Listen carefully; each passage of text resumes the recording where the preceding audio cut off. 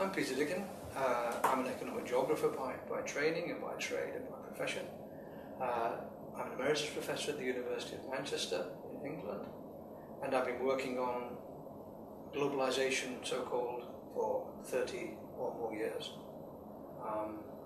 And this is the 7th edition of Global Shift, which has evolved over these years in a whole variety of ways, but the core of the argument remains fairly consistent. But of course the context has changed, and the world has changed to an extent, although not necessarily as much as people sometimes say. So it's about globalization. That's what the book is about. And the problem with that, of course, is that it's one of those terms that's become so commonplace that it's almost lost its meaning in a way.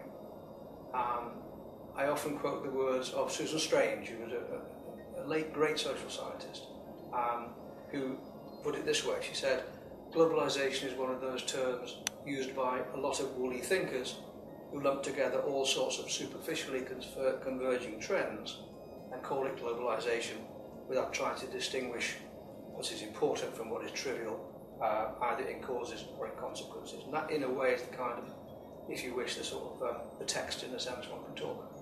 That globalization is an incredibly important phenomenon that affects all of our lives, but it's one that's not well understood.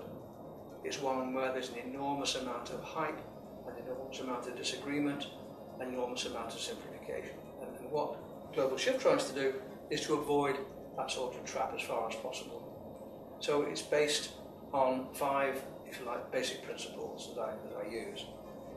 The first of these is that we need, I think, an approach to globalization that is firmly grounded, literally and figuratively, in the real world. That's not merely describing empirically, using anecdotal material, but it is grounded, it's in reality, it's not floating around, as it were. Second principle is that I think we need an approach which, as well as being grounded, is also engages with the theoretical, with the ideological, and with the political issues of globalization. It's more than just something you observe. Third, and I think this is particularly important at the moment, we need to set the immediate events of the moment, as it were, to see how they fit into the longer term, how they fit into the longer term processes of global economic change, so we're not swept away by instant predictions about the future, which often turn out to be wrong. Fourthly, I think we need to recognise that globalisation is extremely complicated. It tends to be written in a very simplistically very often, and it is very complicated. A complex mix of interlocking processes, economic, political, social, that operate in highly uneven ways over space and over time. And these are processes that are not easily predictable, although people often try to do so, but which have an immense effect on people's lives, positive, negative, and so on. And then fifthly, I think what I try to do is to develop an approach that challenges some of the more egregious myths about globalization. For example, the world is flat. It's not. But the world is borderless. It's not. The global corporations rule the world. They don't. The states no longer matter. But of course they do. That globalization is always good. It isn't. Or that globalization is always bad. It isn't.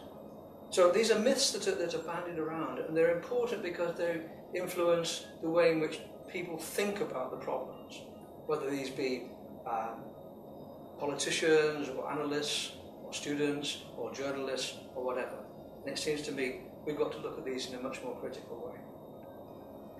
Now, it's made a lot more complicated in a way at the moment because we're living through the effects of probably the deepest global economic crisis since the 1930s.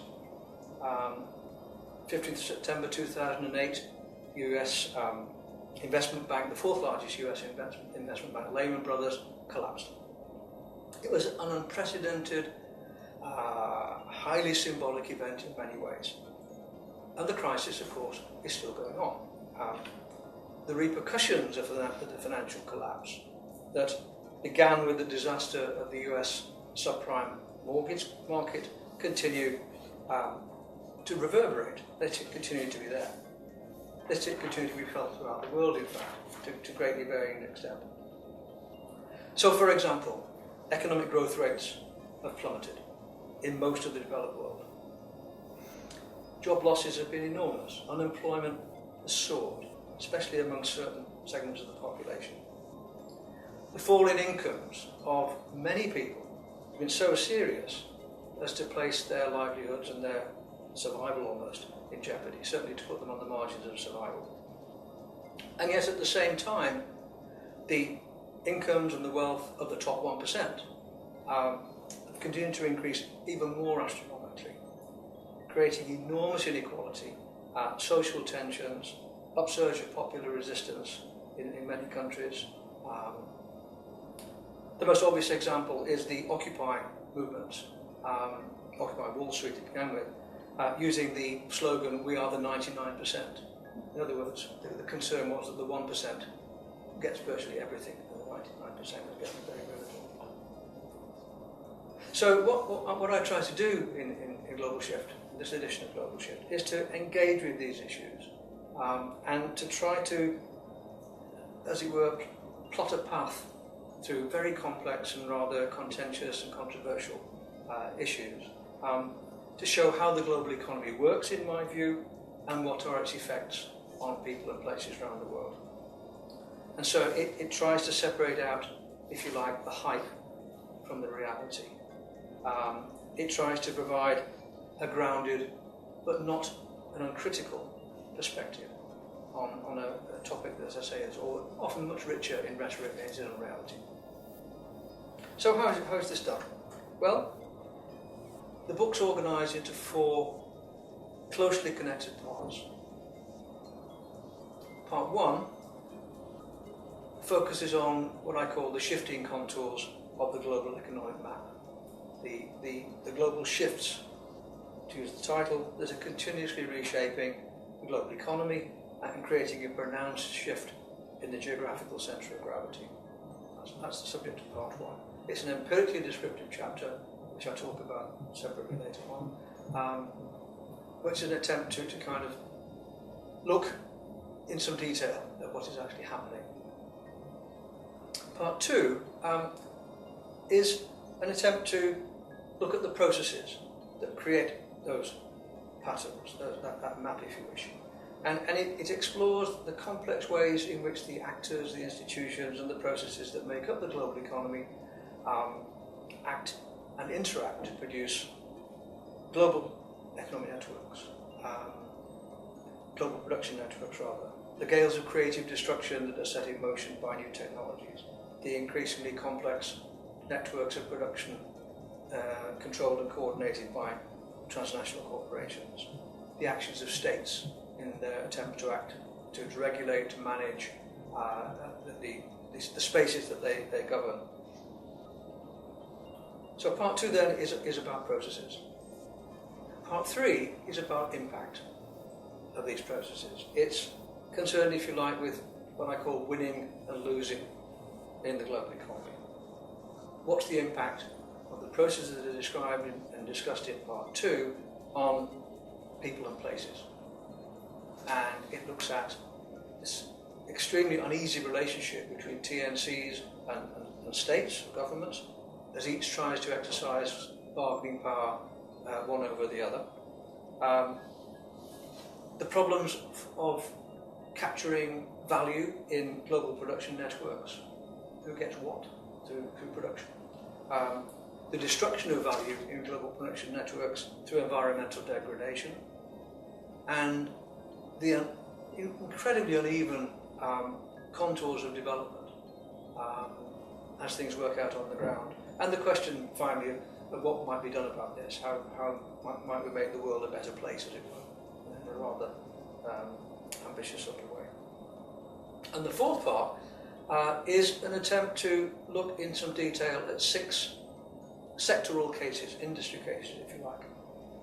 And the idea here is to illustrate what are very diverse ways in which the processes we've been talking about actually operate in different contexts.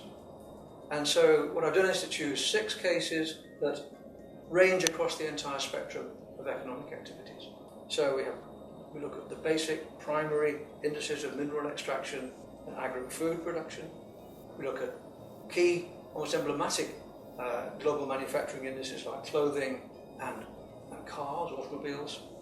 And we look at advanced business services, particularly financial services and logistical services and distribution services. And the idea of those is to show how the different elements, the different actors, if you like, within involved, the different ways in which technology operates vary from one sector to another. The implication being, if we extended our coverage of 6 sectors to 66 sectors, you would still see a degree of variation, but also a degree of commonality within them.